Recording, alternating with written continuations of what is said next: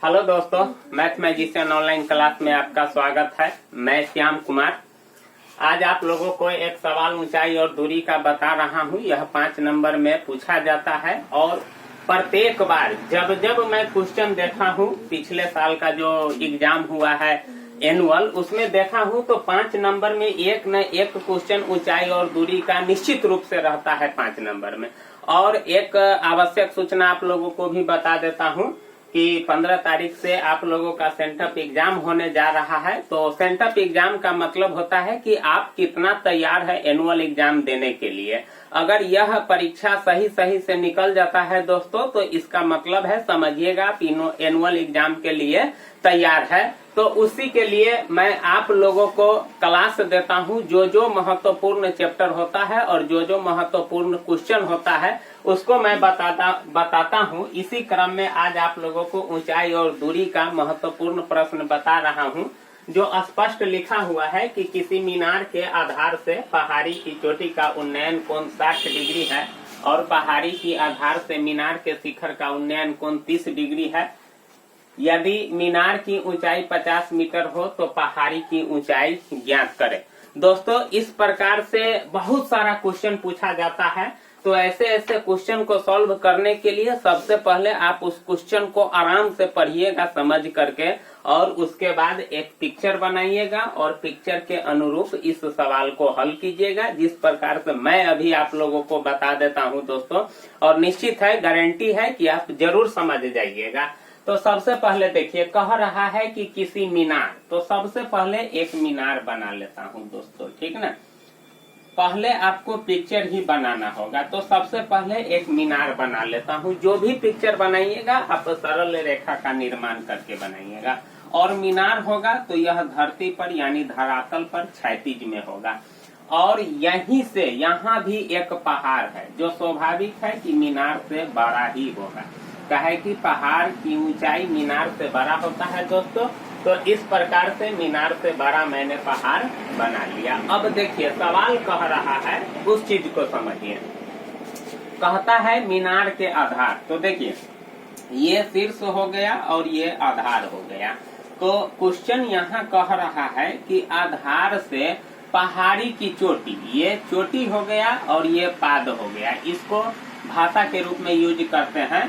तो कहता है कि जो मीनार का आधार है, तो आधार ये हो गया और पहाड़ का चोटी ये हो गया। तो यहाँ से उन्नयन कोण 60 डिग्री का बन रहा है। तो उन्नयन कोण हमेशा नीचे से बनता है।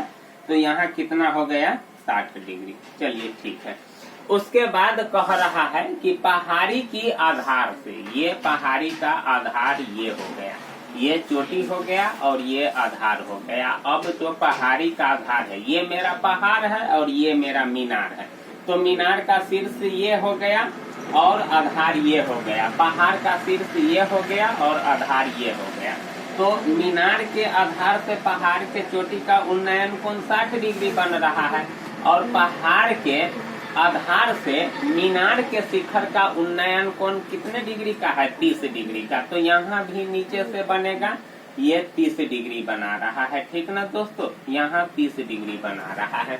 यदि मीनार की ऊंचाई 50 मीटर, तो मीनार आपका ये है, देख रहे हैं कि ना। तो इसका लंबाई दिए हुआ है 50 मीटर। तो पहाड़ की ऊंचाई यानी इसका ऊंचाई आपसे पूछ रहा है कि यह पहाड़ जो होगा कै मीटर होगा। देख रहे हैं ना दोस्तों। सबसे पहले सवाल के अनुरूप हमने एक बढ़िया सा पिक्चर बना लिया और पिक्चर इस प्रकार से बनाया जैसे जैसे सवाल कह रहा था, पिक्चर मैंने वैसा ही कहा। पिक्चर में स्पष्ट है कि मीनार है और पहाड़ है, तो मैंने मीनार बनाया, पहाड़ बनाया। उसके बाद कह रहा है मीनार के आधार से पहाड़ के शिखर का यानी पहाड़ के जो यानी शीर्ष है उसका उन्नयन कोण 60 डिग्री है। और उसके बाद कह रहा है पहाड़ के आधार से मीनार के शिखर का उन्नयन कोण 30 डिग्री है। तो उन्नयन कोण सिर्फ हमेशा नीचे बनता है, इसीलिए मैंने नीचा कोण बनाया। और मीनार की ऊंचाई दिया हुआ है, पहाड़ की ऊंचाई आपसे पूछ रहा है। पिक्चर बन करके तैयार हो गया दोस्तों। आप भी ऐसे सवाल को हल कीजिएगा। तो दोस्तों, सबसे पहले पिक्चर जरूर बढ़िया से बनाइएगा और पिक्चर बनाइएगा तभी आपको समझ में आएगा ही और तभी बनाने में आपको मजा भी आएगा दोस्तों।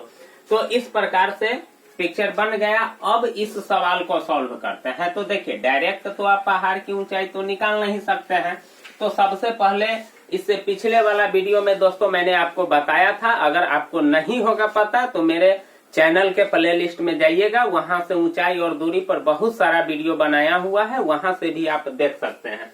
तो दोस्तों सबसे पहले क्या करते हैं कि ये जो ऊंचाई दिया हुआ है, तो यानी एक दूरी मालूम रहता है और दूसरा दूरी निकालने के लिए दोनों को क्या कर देते हैं, बटा कर देते हैं, यानी अनुपात कर देते हैं।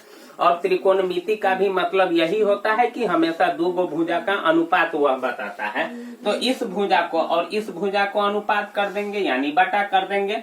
तो ये भुजा हमको मालूम है तो ये मालूम हो जाएगा, और जब ये मालूम हो जाएगा तो फिर इसके आधार को मान करके फिर हम ये भुजा निकाल लेंगे। तो सबसे पहले इसका नाम रख देते हैं ABCD। अब देखिए दोस्तों कि इसमें आपको दो गो त्रिभुज दिखाई पड़ता होगा। एक त्रिभुज है ABC, ये जो आप त्रिभुज देख रहे हैं, और दूसरा त्रिभुज जो देख रहे हैं BCD। इस प्रकार से ये दूसरा त्रिभुज है। देखिए, एक त्रिभुज है और दूसरा त्रिभुज है, दोनों समकोण त्रिभुज है, और आपको समकोण त्रिभुज मान करके काम करना होगा। तो दोस्तों सबसे पहले यहाँ मान लेते हैं, माना कि पहाड़ी की ऊंचाई, माना कि पहाड़ी की ऊंचाई बराबर h मीटर। हमने मान लिया कि पहाड़ की ऊंचाई h मीटर। अब त्रिभुज ABC में काम करते हैं, क्योंकि आपको फर्स्ट ABC में ही काम करना होगा। क्यों काम करना होगा? क्योंकि ABC जब हम त्रिभुज में काम करेंगे तो AB हमको मालूम है, BC मालूम हो जाएगा। कैसे मालूम होगा? तो दोनों भुजा को हम क्या कर देंगे, बटा कर देंगे। इसीलिए त्रिभुज ABC में ही पहले काम करना पड़ेगा। अगर आप BCD में काम कीजिएगा तो न आपको ये मालूम है और न आपको ये मालूम है, तो फिर इस त्रिभुज में आपको एक भी भुजा निकालने में आपको बड़ी परेशानी होगी, दिक्कत होगा, और सवाल भी आपसे नहीं बनेगा।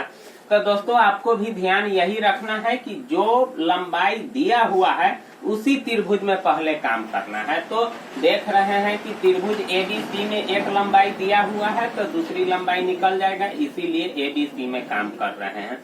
तो क्या करेंगे, AB बटा BC कर देते हैं। तो चलिए AB बटा BC कर देते हैं। अब दोस्तों सोचना है कि AB मेरा क्या है और BC मेरा क्या है। तो आपको मैंने बताया होगा, वो भी सारा वीडियो बना हुआ है। तो देखिए, समकोण त्रिभुज में क्या होता है कि जिस कोण को इंडिकेट करता है उसके सामने की भुजा लंब होता है, और जो बाकी जो होता है आधार होता है, और सबसे बड़ी भुजा क्या होता है, कर्ण होता है।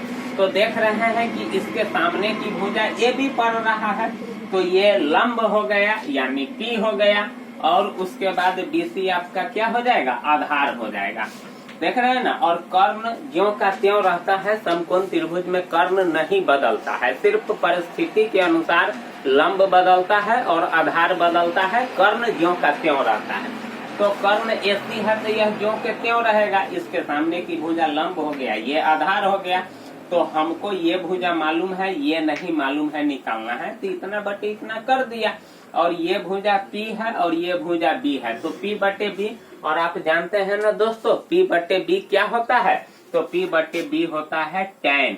और tan कै डिग्री होगा, तो देखिए ABC ये जो त्रिभुज है ये 30 डिग्री का कोण बना रहा है, तो इसका मतलब tan कितना हो जाएगा, 30 डिग्री हो जाएगा।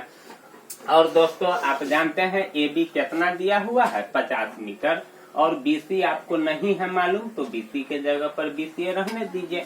और tan 30 का मान कितना होता है दोस्तों, तो अगर नहीं याद होगा तो सारणी को जरूर याद रखना होगा, ठीक ना। तो tan 30 का मान होता है 1/√3।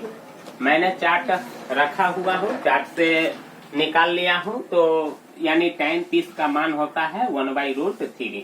अगर आपको यह मान अगर आपको परीक्षा में दोस्तों नहीं याद होगा तो मैंने भी इस पर एक वीडियो बनाया हूँ, उसको आप वहां से भी देख सकते हैं, और किस प्रकार से मान सब निकालते हैं और किस प्रकार से इस मान को याद रखते हैं, इस पर भी एक वीडियो बना हुआ है दोस्तों, आप मेरे चैनल के प्लेलिस्ट से देख सकते हैं।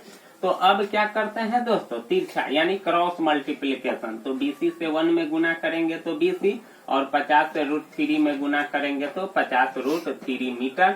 तो BC अब आपको मालूम हो गया, तो इसका मतलब है कि BC कितना है, 50 √3 मीटर। चलिए ठीक है, अब BC आपको मालूम हो गया, तो इसका मतलब है कि अब त्रिभुज BCD में आराम से काम कर सकते हैं। तो यहाँ लिखते हैं दोस्तों, समकोण त्रिभुज BCD में। फिर वही बात दोस्तों, हमको CD निकालना है, यानी ये पहाड़ है तो पहाड़ की ऊंचाई निकालना है, और ये दूरी दिया हुआ है, इस भुजा की लंबाई दिया हुआ है, तो इतना बटे इतना कर देते हैं, या इतना बटे इतना कर देंगे, कोई बात नहीं है। तो वही चीज करते हैं, CD और बटे क्या कर देंगे, BC, और CD मेरा फिर क्या है, इस कोण को इंडिकेट कर रहा है, तो ये लंब हो गया, ये आधार हो गया, यानी P बटे B बराबर tan कितना हो जाएगा, 60 डिग्री हो जाएगा, क्योंकि 60 डिग्री कोण को इंडिकेट कर रहा है। अब CD आपका कितना है, सो देखिए, यच माने हुए हैं, और BC अभी आपका निकला है कितना, 50 √3, और tan 60 का मान होता है दोस्तों √3 होता है। तो चलिए √3/1 आप लगा सकते हैं, नीचे तिरछा गुना करते हैं, तो यच बराबर क्या हो जाएगा, 50 √3 गुने √3। अब देखिए दोस्तों, यहाँ यच बराबर यानी क्रॉस मल्टीप्लीकेशन यहाँ भी किए हैं, तो 50 √3 से √3 में आप जानते हैं कि ना दोस्तों, √5 से √5 में गुना करेंगे तो 5 होगा, √10 से √10 में गुना करेंगे तो 10 होगा, √x से √x में गुना करेंगे तो x होगा। मतलब क्या कि रूट के अंदर कोई संख्या जितना रहता है उसी से गुना करते हैं तो उतना ही होता है। तो यहाँ भी √3 से √3 में गुना करेंगे तो 3 ही न होगा। चलिए ठीक है, तो क्या हो जाएगा, 50 गुने 3 यानी 5 तिहाई 15, 150 मीटर। इसीलिए पहाड़ी की ऊंचाई दोस्तों, पहाड़ी की ऊंचाई बराबर 150 मीटर। तो इस प्रकार से मेरा पहाड़ की ऊंचाई निकल गया। तो दोस्तों, इस प्रकार से सवाल सबको हल करते हैं, तो आप यह समझ गए होंगे। और अगर आपको यह वीडियो अच्छा लगा होगा तो प्लीज चैनल को जरूर सब्सक्राइब कर लीजिएगा, लाइक कीजिएगा, कमेंट भी कीजिएगा। कमेंट कीजिएगा तो इससे यह हमको पता चल जाएगा कि आप किस प्रकार के सवाल पूछना चाहते हैं। तो दोस्तों, अगर आप मैट्रिक की तैयारी बढ़िया से करना चाहते हैं, अच्छे अंकों से पास होना चाहते हैं, तो दोस्तों इस चैनल को जरूर सब्सक्राइब कीजिएगा। आपके लिए परीक्षा भर मैं मेहनत करूंगा, और जब मैं मेहनत करूंगा तो आप भी मेहनत करिएगा और आपका रिजल्ट बढ़िया आएगा दोस्तों। तो आज के लिए बस इतना ही, फिर अगले वीडियो में मिलेंगे। थैंक यू, धन्यवाद।